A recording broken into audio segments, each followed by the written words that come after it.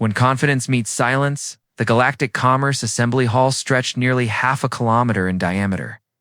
Its walls were constructed from living crystal that pulsed with soft blue light, responding to the presence of the 300 delegates gathered within. Ambassador David Torres walked across the polished floor, his footsteps echoing in the vast chamber. Behind him walked Dr. Sarah Kim, Chief Scientific Advisor, and Commander James Richardson, Military Liaison Officer. Together, they represented humanity's greatest hope for deeper integration into galactic civilization. Torres carried a single data tablet, though its contents represented 2 years of exhaustive research, analysis, and preparation. He looked up at the delegates surrounding him. The assembly operated on a circular design, with each species occupying designated areas based on their physiological needs. The Velcrin floated in anti-gravity fields, their translucent bodies shifting through colors that indicated mood and intention. The Karthak occupied massive stone seats, their rock-like forms towering over most other species. The insectoid Jur clustered together in crystalline pods that amplified their collective consciousness. Energy-based luminari existed as contained fields of light, communicating through carefully modulated pulses. This was the heart of galactic commerce, where 300 species negotiated trade agreements, resolved disputes, and coordinated the economic systems that kept thousands of worlds functioning. Earth had been granted observer status 50 years ago, and limited membership 20 years after that. Now, Torres stood ready to propose something unprecedented. High Coordinator. Vextal of the Velcrin species initiated the session. His body shifted to formal purple as he addressed the assembly. The translation matrix hummed, converting his chemical signals into formats every species could understand. Ambassador Torres of Earth has requested time to present a proposal for enhanced human participation in galactic systems. The floor recognizes Earth. Torres activated his tablet. The central holographic display came alive, showing a three-dimensional model of galactic trade networks, defense positions, and resource distribution. Thank you, High Coordinator.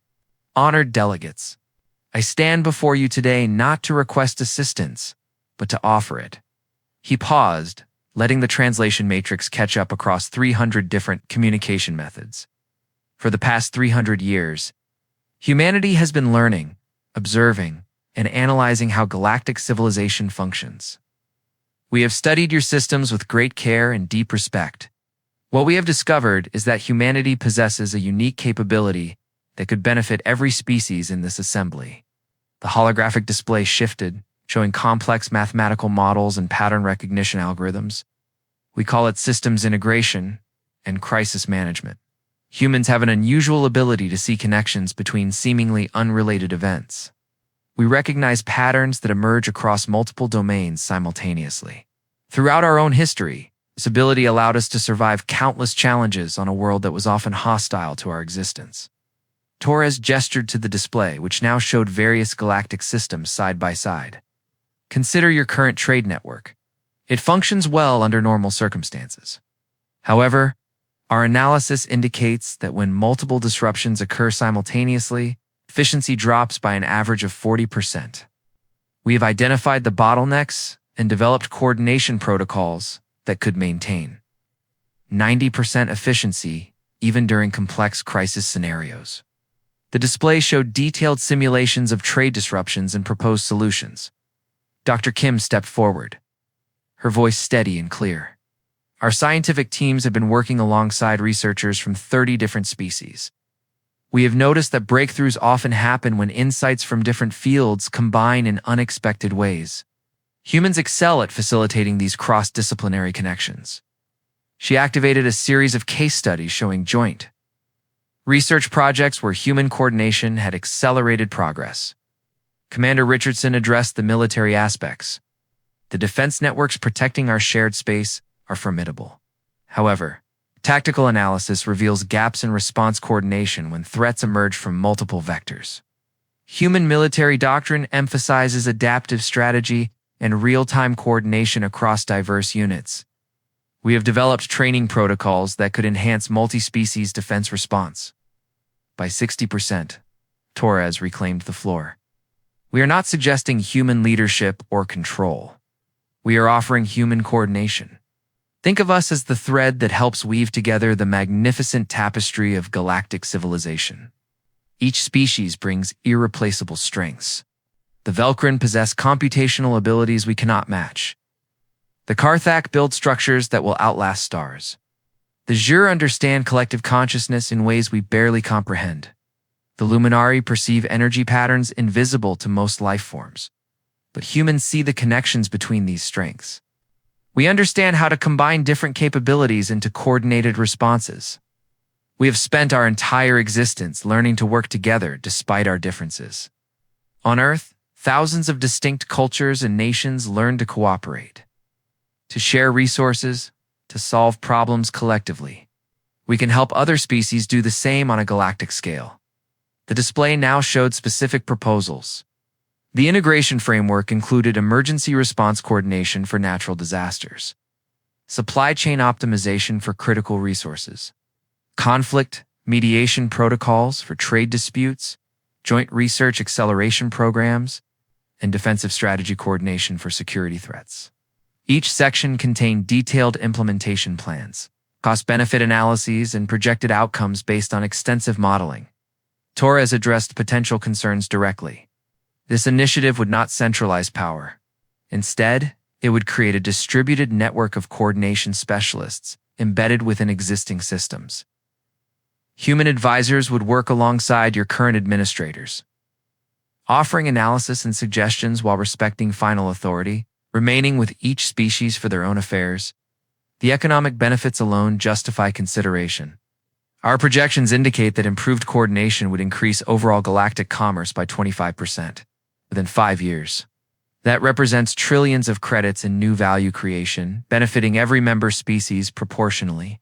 The display showed detailed economic models supporting these claims. But the real value goes beyond economics. Torres' voice carried genuine conviction. When the next major crisis occurs, and it will occur, coordinated response could mean the difference between manageable disruption and catastrophic failure. Our analysis has identified several emerging threat patterns that require attention. He highlighted data showing unusual energy readings from unexplored space, increasing incidence along trade routes, and subtle shifts in resource availability that might indicate larger problems developing. Humanity asks for nothing except the opportunity to contribute our unique perspective to galactic civilization. We offer to train coordination specialists, share our analytical methods, and work alongside existing systems to enhance their effectiveness. In return, we request only recognition as equal partners in galactic affairs and inclusion in the decision-making processes that affect all species.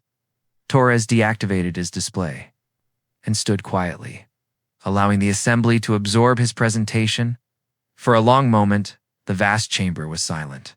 Then High Coordinator Vextel's body shifted from formal purple to amused orange. The change rippled through the Velcrin delegation, and soft vibrations of laughter spread through their section. Trade Minister Cormac of the Karthak species made a grinding sound that the translation matrix identified as contemptuous humor. His massive stone form shifted slightly as he addressed the assembly. The humans speak of coordination and crisis management. Yet their species has existed in space for merely 300 years. My people have maintained commercial operations for 40,000 years. What could they possibly teach us about systems we perfected before their ancestors discovered fire? The laughter spread. The Zhur collective buzzed with amusement, their crystalline pods resonating with mocking frequencies. The Luminari flickered in patterns that clearly indicated derision. Even species that had worked directly with human researchers joined the mockery. Delegate. Shervin of the Luminari pulsed with superior brightness. Earth speaks of pattern recognition, yet they failed to recognize their own insignificance. We have observed the universe for eons. Our perception spans dimensions they cannot imagine. Their offer is like an infant teaching elders to walk. The assembly erupted in full laughter now. The sounds were alien and diverse. Some species clicked mandibles. Others created harmonic vibrations. Energy beings flickered in rhythmic pulses. Gas-based life forms shifted colors rapidly. But the meaning was universal. Mockery, dismissal. Condescension, High Coordinator Vextel attempted to restore some semblance of diplomatic courtesy, though his body remained amused orange. Ambassador Torres, the Assembly appreciates Earth's enthusiasm. However, perhaps humanity should focus on mastering their own systems. Before presuming to coordinate civilizations that have functioned successfully for millennia, your species shows promise, but wisdom requires time to develop. Senator Querix of the Jur Collective buzzed agreement, motioned to decline the human proposal. All in favor? The response was immediate and overwhelming.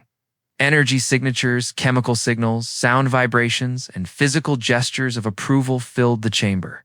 The voting display showed 298 delegates in favor of rejection, 0 opposed to abstentions. Only Earth and their closest trading partner, a small species called the Rindari, had not voted to dismiss the proposal. Furthermore, continued Trade Minister Cormac, perhaps Earth should remember that their membership in this assembly was granted as a courtesy, not earned through merit. Young species observe and learn. They do not lecture their betters. The insult was delivered with casual contempt. And again the assembly responded with approving sounds. Torres stood motionless at the center of the chamber. His face showed no anger, no disappointment, no frustration. Dr. Kim and Commander Richardson maintained equally professional expressions. They had anticipated resistance, perhaps even skepticism, but this level of dismissive mockery had not been expected. Torres gathered his data tablet with slow, deliberate movements. He powered it down and secured it in his case. When he spoke, his voice was calm and clear, carrying to every corner of the vast chamber. The human delegation acknowledges the Assembly's decision. We withdraw our proposal and thank the Assembly for their consideration. He turned toward the chamber exit. Dr. Kim and Commander Richardson falling into step beside him. As they walked across the polished floor, the laughter resumed behind them, echoing off the crystalline walls. Torres noticed several delegates making gestures of dismissal. Others were already moving on to other business, having forgotten the humans entirely. The massive doors sealed behind them with a deep resonance. In the corridor outside, Dr. Kim finally spoke, her voice tight with controlled anger. Sir, they didn't even consider the data. They didn't review a single analysis. They just laughed. Torres kept walking, his pace steady and unhurried. They made their choice, Sarah. Now we make ours. Commander Richardson glanced at his superior officer. Sir, what are your orders? Torres stopped and looked back at the sealed chamber doors. Behind them, the most powerful economic alliance in the galaxy continued their business, confident in their superiority, certain of their wisdom. File departure notices for all human personnel in galactic systems. Conclude current projects within 30 days. Initiate protocol exodus. Both officers stiffened. Richardson spoke carefully. Sir, protocol exodus means complete withdrawal. Are you certain? Torres nodded slowly. They had 2 years to listen. They chose mockery instead. Now they'll have silence. Let's see how their perfect systems function without the coordination they claim not to need. And Commander? Yes, sir. Begin discreet outreach to the independent systems. The ones who haven't joined the Assembly, I suspect will find more receptive. Partners among those who don't consider themselves superior to everyone else.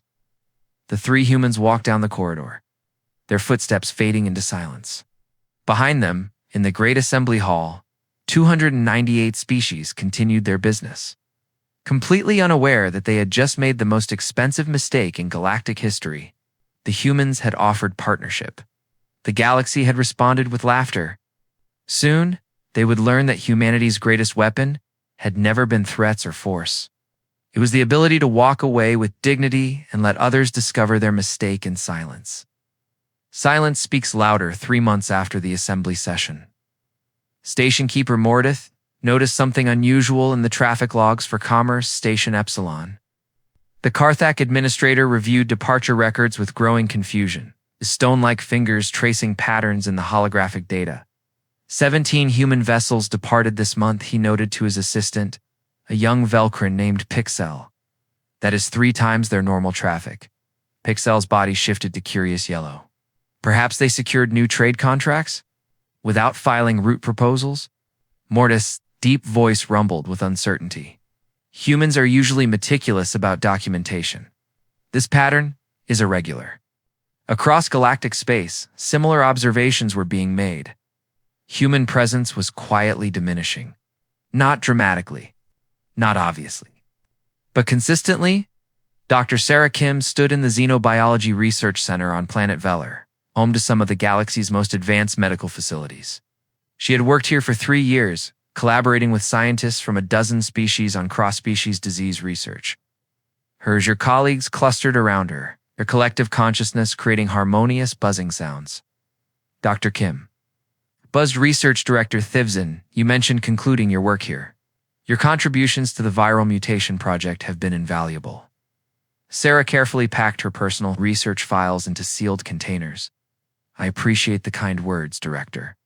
However, Earth Science Command has redirected resources to internal projects. I'll be transferring back to our home systems, but the breakthrough is so close, Thivzin protested. Your insights into protein folding variations have opened entirely new research directions. Surely Earth understands the importance of this work. Sarah sealed the last container and smiled politely. I've prepared complete documentation of my methodologies and findings. Your team is more than capable of continuing the research. I have full confidence in your abilities. She offered the formal gesture of respect to the Zhir Collective and departed, leaving behind puzzled researchers and half-finished experiments that had seemed so promising. Similar scenes unfolded across hundreds of worlds. Human engineers politely resigned from infrastructure projects. Traders completed their current contracts, but submitted no bids for new routes. Military advisors gathered their equipment and filed transfer orders back to Earth-controlled space. In every case, the explanations were professionally vague. Resource reallocation. Internal priorities. Restructuring initiatives. Strategic refocusing. Captain Jennifer Martinez commanded the cargo vessel Meridian, one of hundreds of human ships that had established reliable trade routes throughout galactic space. She met with Harbor Master Vekilin at Trade Hub Gamma, a massive station that processed millions of tons of cargo monthly. Captain Martinez Vekilin's elongated form shifted with concern. Your manifest shows this as your final scheduled run to this sector. Will you be establishing routes elsewhere? No immediate plans, Harbor Master, Jennifer replied calmly. The Meridian is returning to Earth sector for reassignment. Reassignment to what destination? That information hasn't been finalized yet. Jennifer's tone remained pleasant but revealed nothing substantive. Vekilin reviewed her paperwork with increasing frustration. Everything was legally proper, fees paid, documentation complete. But the absence of future plans was deeply unusual for humans, who typically scheduled routes months in advance. Commander James Richardson supervised the withdrawal of human, military liaison officers from Joint Defense Station Arcturus. The station coordinated multi-species patrol operations across a vast region of space that had become increasingly dangerous due to pirate activity. Velcrin Admiral Vexus floated before Richardson, his body cycling through confused colors. Commander, your personnel have been instrumental in coordinating our tactical responses. The piracy incidents in Sector 9 decreased by 70% after implementation of your patrol pattern analysis. Richardson continued directing the loading of equipment, onto human transport ships. We appreciate the acknowledgement, Admiral. However, Earth Defense Command requires all liaison officers to return for updated training protocols. Dexis shifted to concerned blue. How long will this training require? The timeline hasn't been specified. We'll notify the station when personnel become available for reassignment. But Sector 9 patrol coordination begins next week. We were counting on human tactical analysis. Richardson paused and met the Admiral's gaze directly. I'm confident your experienced officers can manage patrol coordination effectively. You've been conducting operations for thousands of years, after all. The comment was delivered without sarcasm, but Dexis felt the subtle sting of his own species. previous dismissiveness being reflected back 6 months after the assembly rejection. The pattern became impossible to ignore. Human presence in galactic civilization had shrunk by 80%. Research teams had departed. Trade vessels had withdrawn. Military advisors had vanished. Diplomatic missions operated with skeleton staffs that handled only basic administrative functions. And everywhere, the same polite professional, utterly uninformative explanations followed. Internal priorities. Resource reallocation, strategic refocusing. The galaxy barely noticed at first. After all, humans represented less than 1% of galactic civilization. How much difference could such a small species really make? The answer came slowly, like cracks spreading through crystalline structures. Small problems emerged. Minor inefficiencies developed. Systems that had functioned smoothly for years began showing strain. Trade Hub Gamma's efficiency dropped first. Without human logistics coordinators, the complex scheduling that moved cargo between hundreds of different species became increasingly chaotic. Shipments arrived late. Warehouses became overcrowded while others sat empty. What had been a seamless operation under human oversight devolved into constant crisis management. Station Keeper Mordeth found himself working 16-hour days trying to resolve conflicts that had never existed before. A Karthak freighter needed cold storage that was occupied by Luminary energy containment units. A Azure colony ship required biological containment that conflicted with Velcrin chemical processing needs. These weren't new problems. They had always existed. But somehow, when human coordinators had been present, solutions had emerged smoothly. Now, every decision required lengthy negotiations and compromises that satisfied no one. The Xenobiology Research Center on Velar faced its own crises. Dr. Kim's research into viral mutations had seemed like a single project among many, but when she departed, taking her unique insights into cross-species protein interactions. 3 related projects immediately stalled. Researchers discovered that Dr. Kim had been identifying connections between their separate works, facilitating information exchange that accelerated everyone's progress. Without her coordination, each team returned to working in isolation. Its breakthrough discoveries evaporated like morning mist. Research Director Divson buzzed with frustration as he reviewed progress reports. We have made no significant advances in 4 months. His colleagues shared his confusion. They had all the same equipment, the same data, the same brilliant researchers, yet somehow, the synergy that had characterized their work had disappeared along with the humans. The security situation deteriorated even faster. Joint Defense Station Arcturus struggled to maintain patrol effectiveness in Sector 9. Admiral Dexus stared at incident reports with growing alarm. Pirate attacks had increased 300% in 4 months. The same patrol routes that had been highly effective now seemed useless. What changed? Vexus demanded of his tactical staff.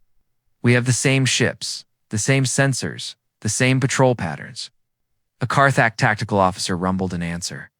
Admiral, we are using the patrol patterns Commander Richardson's team established.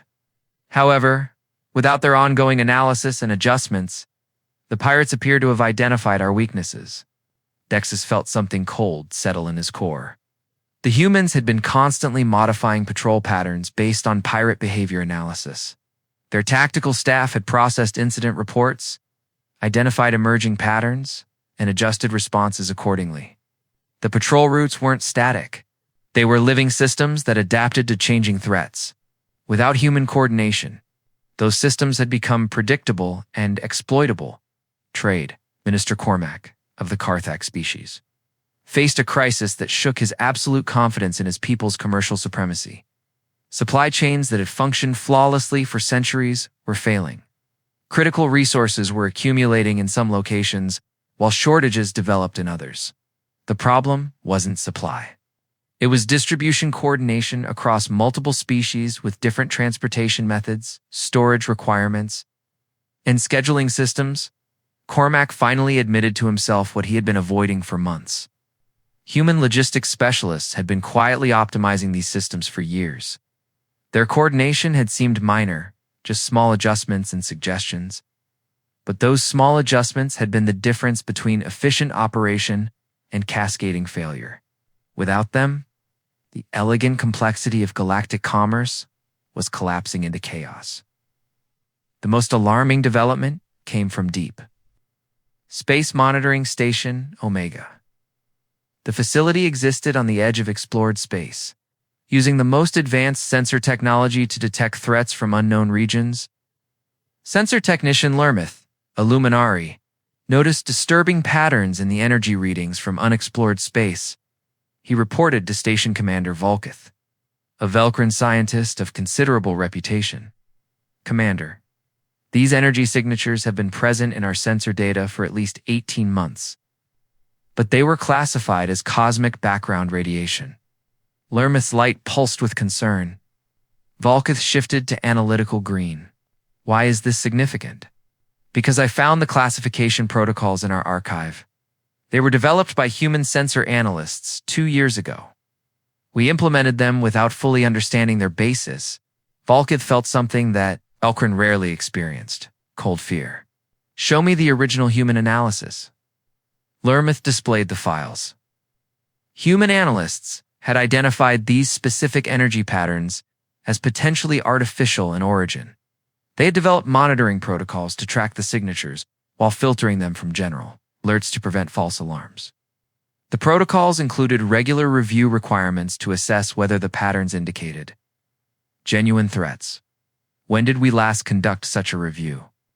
Volkith asked, though he already knew the answer. "Never, Commander.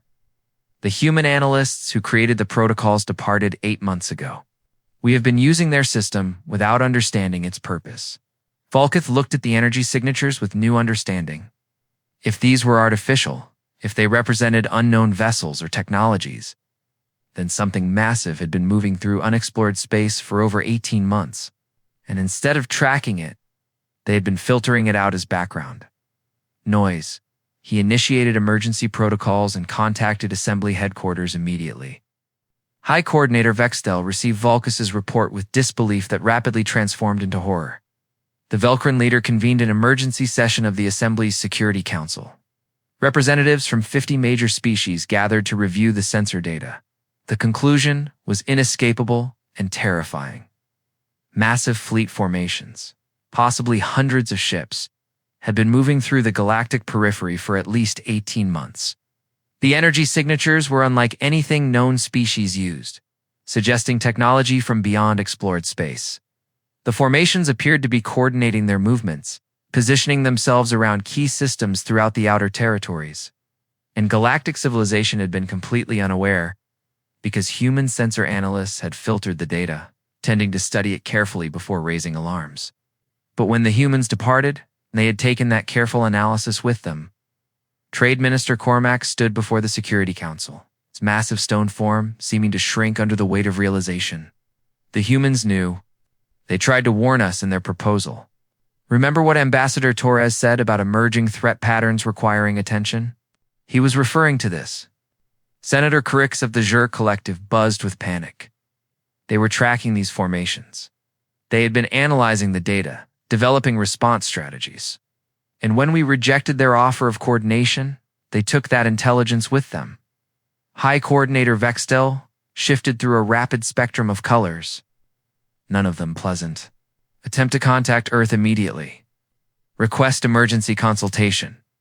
Delegate Shervan, the luminary, who had mocked humanity so effectively, pulsed with desperate energy. What if they refused to respond? Then Vextel replied grimly. We faced the greatest threat in galactic history without the pattern.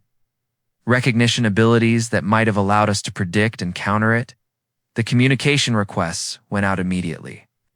Earth responded within hours, but the message was brief and professionally unhelpful. Earth acknowledges the Assembly's communication regarding potential security concerns. At this time, our resources are committed to internal defense priorities. We wish the Assembly success in addressing their challenges. The message was signed by Ambassador David Torres. The Security Council sat in stunned silence. Somewhere in unexplored space, unknown forces were moving into position. Their intentions uncertain, but their capabilities clearly advanced. and the species that might have helped coordinate a defense, the ones whose pattern recognition abilities could predict enemy movements, had gone home? Not with threats, not with demands, just with polite, professional silence that now sounded louder than any weapon. The galaxy was about to learn that. Humanity's most devastating response to mockery wasn't anger. It was absence. The price of arrogance 1 year and 3 months after the assembly rejection. High Coordinator Vextel stood in the emergency session chamber, watching his civilization crumble. The vast crystalline hall that had once echoed with confident laughter now hummed with desperate panic. Delegates from 300 species crowded together, their usual separation by physiological needs abandoned.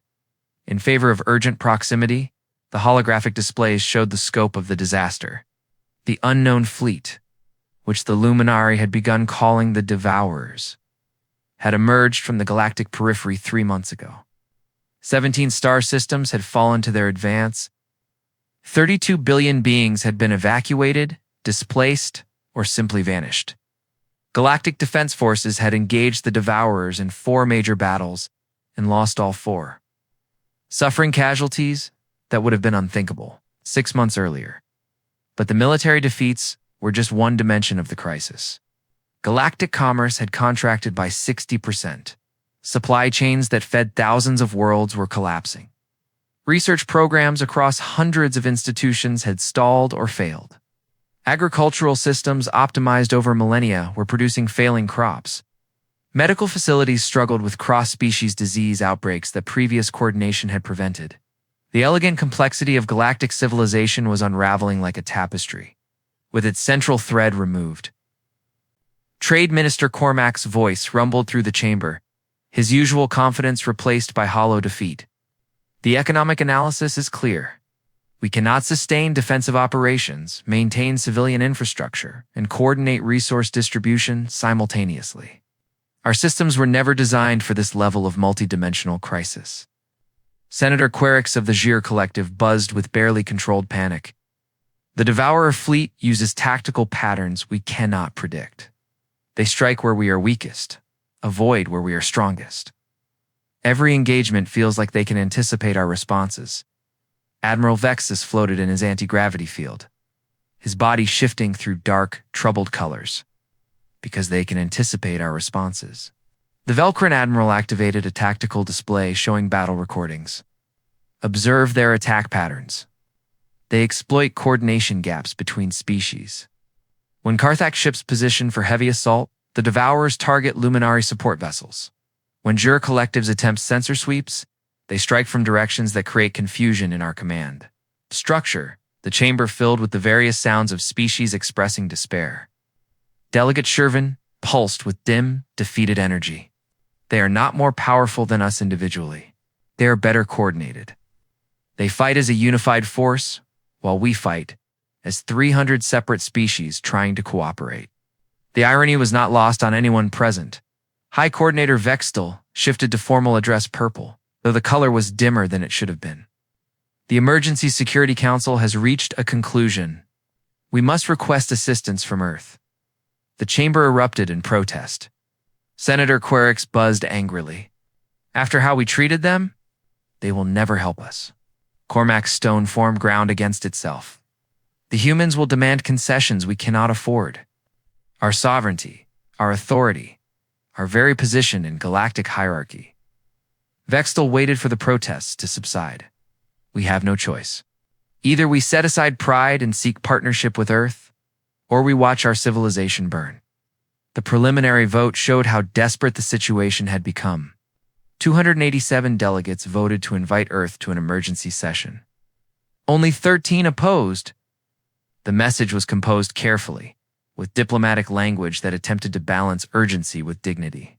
It requested Ambassador Torres's presence to discuss matters of mutual concern regarding galactic security. The response came within 48 hours, and it was not what anyone expected. Ambassador Torres will attend the emergency session, but he will be accompanied by representatives from the Independent Systems Coalition. The coalition delegates will participate fully in all discussions as equal partners. The message included a list of 47 species, most of whom the assembly barely recognized. These were the small independent systems that had never joined the assembly, the ones dismissed as too insignificant to matter. And somehow, during the year of Earth's absence from galactic affairs, humanity had built an alliance with all of them. When the appointed day arrived, the assembly chamber filled with more delegates than it had ever contained. The 300 assembly members took their usual positions. But now they were joined by representatives from 47 independent systems. The new delegates occupied hastily prepared spaces, and their presence transformed the chamber's dynamic entirely. Ambassador David Torres entered through the main doors, but he was not alone. Behind him walked representatives from species the assembly had long ignored. There was Ambassador Colonel of the Rendar, the small species that had abstained from voting against Earth's original proposal; Commander Shavara of the Polix, an aquatic species whose worlds existed far from major trade routes; Dr. Kenix of the Valari, energy beings similar to the Luminary but dwelling in star systems the assembly considered uninhabitable. Dozens of others followed, each representing civilizations that had found partnership with humanity more appealing than membership in the assembly that had dismissed them. Torres moved to the central, speaking platform, and the translation matrix activated. But this time, when he spoke, his words carried the weight of an alliance rather than a single species pleading for recognition. High Coordinator Vextel, honored delegates of the Galactic Commerce Assembly, we acknowledge your invitation to this emergency session. The Independent Systems Coalition is prepared to discuss matters of mutual interest. Vextel shifted to diplomatic purple. Ambassador Torres, we appreciate your response to our invitation. The assembly faces unprecedented challenges that threaten all civilized species. Torres activated a holographic display. Yes, we are aware of the Devourer threat. The Coalition has been tracking their movements for 22 months. The chamber gasped collectively. Torres showed detailed tracking data, tactical analysis, and predictive models of Devourer fleet movements. All the intelligence bore timestamps showing it had been collected continuously since before the original assembly rejection.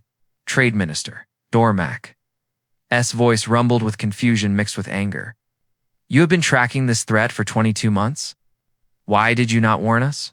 Torres looked directly at the Karthak minister. I did warn you. In my original proposal to this assembly, I specifically mentioned emerging threat patterns that required coordinated response. The assembly chose to interpret that warning as hypothetical rather than urgent. He paused to let that sink in. The Coalition, however, took the threat seriously. The display changed to show defensive preparations. Over the past 13 months, the Independent Systems Coalition has been coordinating defensive strategies, sharing technology, and preparing joint response capabilities. We have established sensor networks throughout the galactic periphery, developed tactical coordination protocols, and trained multi-species defense forces. Admiral Dexys floated forward, his colors cycling through desperate hope. You have defenses against the Devourers? How effective are they? Commander James Richardson stepped forward.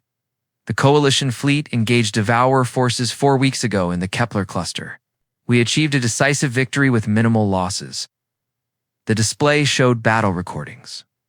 Coalition ships moved with coordinated precision that seemed almost choreographed.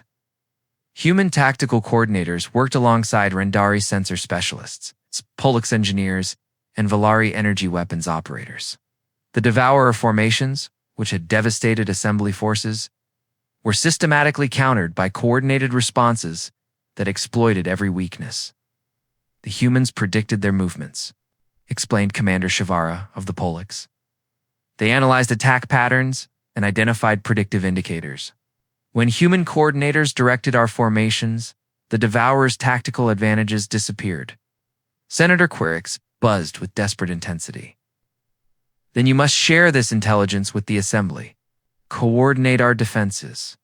Help us stop the Devourer advance before more systems fall. Torres remained calm. The Coalition is prepared to discuss cooperation. However, we must be clear about the terms.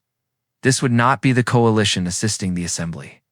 This would be the Assembly joining the Coalition as equal partners. The chamber erupted in protest. Delegate Shervin pulsed with indignant energy. The Assembly has maintained galactic order for 50,000 years. We cannot simply dissolve our institutions to join an alliance that has existed for barely 1 year. Torres shrugged slightly. Then you are welcome to continue defending yourselves, using the methods that have resulted in 4 major defeats and 17 lost systems. The Coalition will focus on protecting our member worlds. The brutal frankness of his statement shocked the Assembly into silence. High Coordinator Vextel finally shifted to negotiation colors. What exactly would Coalition membership require? Dr. Sarah Kim stepped forward with detailed documentation. First, acknowledgement that no species in the Coalition holds authority over others. All decisions affecting multiple members require consensus. Second, restructuring of voting and resource allocation to ensure small species have equal voice with large ones. Third, mandatory participation in coordinated defense, research, and economic systems. Fourth, acceptance of human coordination specialists working alongside your existing administrators. Not replacing them, but facilitating cooperation. Trade Minister Cormac made a grinding sound of frustration. You are demanding we surrender our sovereignty. Torres met his gaze steadily. No, we are requiring you to share sovereignty. To recognize that effective cooperation means sometimes accepting conclusions you did not reach independently. To value the contributions of all species, regardless of their size or age. These are the exact principles I proposed 15 months ago in this chamber. The ones you laughed at. The Assembly delegates looked at each other with expressions that varied by nomenclature. Species but universally conveyed discomfort. They had mocked humanity for suggesting exactly what they now desperately needed. Ambassador Colonel of the Rendari spoke for the first time. The Coalition has shown us that coordination is not weakness. The independent systems have increased our defensive capabilities tenfold, improved our economies by 40%, and accelerated our scientific progress beyond our projections. Not through conquest or dominance, but through genuine partnership. Dr. Kenix of the Valeri added his thoughts. We were ignored by the Assembly for centuries because our worlds were deemed unimportant. The Coalition values our energy manipulation abilities and has integrated them into defensive systems. Small species are not inferior species. We simply needed partners who recognized our worth. The message was clear. The independent systems had found with humanity what the Assembly had failed to provide. Respect, recognition, and genuine cooperation. High Coordinator Vextel made a decision that would define his legacy. He shifted to formal purple and addressed the Assembly. I call for an emergency vote. The Galactic Commerce Assembly should dissolve and reform as an equal member of the Independent Systems Coalition. All in favor? For a long moment, nothing happened. Then, slowly, Senator Querix signaled approval. Admiral Vexus followed. One by one, species that had ruled galactic civilization for millennia voted to surrender their privileged position in favor of equal partnership. The final count showed 284 in favor, 11 opposed, 5 abstentions. The Galactic Commerce Assembly voted itself out of existence.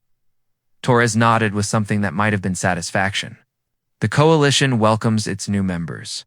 Coordination protocols will be implemented immediately. Human tactical specialists will be assigned to all defense forces. Research coordinators will facilitate scientific cooperation. Logistics experts will optimize your supply chains. And this time, perhaps your species will actually listen to their analysis rather than dismissing it. The massive chamber began reorganizing itself immediately. Coalition representatives moved among Assembly delegates, beginning the complex process of integration. Human coordinators pulled up tactical displays and started briefing military commanders on devourer response strategies. Scientists from a dozen species clustered around Dr. Kim as she explained research coordination protocols. The transformation from hierarchical assembly to collaborative coalition began in earnest. Ambassador Torres prepared to leave the chamber.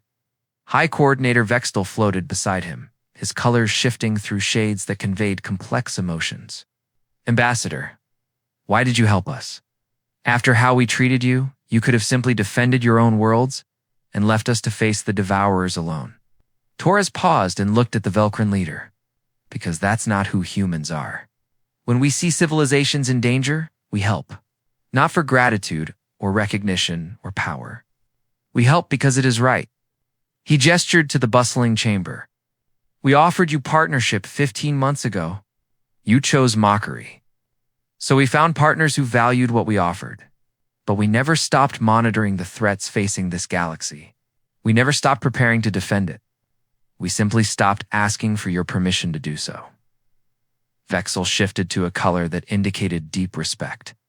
We made a grave error in judgment, one that cost billions of lives and nearly destroyed our civilization. Humanity would have been justified in refusing to assist us. Torres shook his head. Justice and wisdom are not the same thing. Justice would have been watching you fall. Wisdom is recognizing that galactic civilization is worth saving even when its leaders are fools. He smiled slightly. Besides, we didn't save you. We offered you the opportunity to save yourselves by finally accepting the partnership you should have embraced from the beginning. In the months that followed, the Coalition's coordinated defenses pushed back the Devourer advance. Human tactical coordinators worked alongside alien commanders, identifying patterns and predicting enemy movements. The war was far from over, but the tide had turned. More importantly, galactic civilization was transforming. The rigid hierarchies that had characterized the assembly dissolved into collaborative networks where every species contributed. Their unique strengths, small, independent worlds discovered that their perspectives mattered. Ancient species learned that wisdom did not require dismissing newcomers, and humanity found its place not as rulers or saviors, but as the coordinators they had always offered to be. The threads that wove together the galactic tapestry. Ambassador Torres stood on the observation deck of Coalition headquarters, watching ships from 347 different species moving in coordinated formations. Dr. Kim joined him, her expression satisfied. It took longer than we hoped, she observed, and cost more than it should have. But we got there. Torres nodded. They got there. We just showed them the path. That's what coordination means. Not forcing others to follow, but helping them see where they need to go. He smiled, and making sure they can never forget that the human species they laughed at was trying to save them all along. The galaxy had learned its lesson in the most painful way possible. Sometimes the youngest voice speaks the greatest wisdom. Sometimes the smallest species sees the clearest patterns. And sometimes, the most powerful weapon is not a threat or a boast, but simply the dignity to walk away and let others discover their mistake in silence. Humanity had never threatened, never gloated, never demanded. They had simply demonstrated through absence what their presence had been worth. And in the end, that silent departure had terrified the galaxy far more effectively than any weapon ever could. The laughter that had filled the inestimatively chamber 15 months ago was now just an embarrassing memory. In its place was something far more valuable, respect earned not through force, but through the simple power of being right and having the patience to let others realize it.